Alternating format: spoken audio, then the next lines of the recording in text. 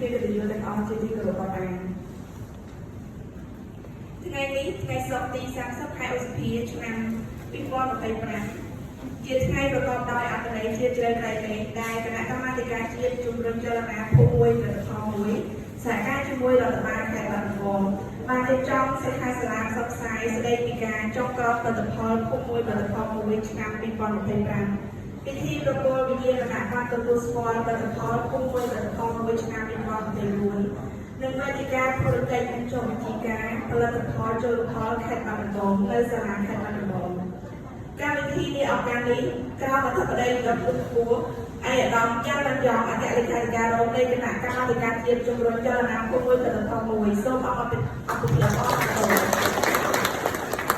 អ៊ុយសុធាវីអភិបាលរងនៃគណៈអភិបាលខេត្តបាត់ដំបងសូមអបអរសាទរលោកច័ន្ទបរិការអនុប្រធានរដ្ឋបាលព្រៃឈើសូមអបអរសាទរឯកឧត្តមលោកជំទាវលោកស្រីក្រុមការងារគណៈកម្មាធិការជាតិជំរុញចលនាភូមិមួយផលិតផលមួយតំណាងក្រសួងកសិកម្មនិងខាងប្រម៉ាញ់និងនេសាទ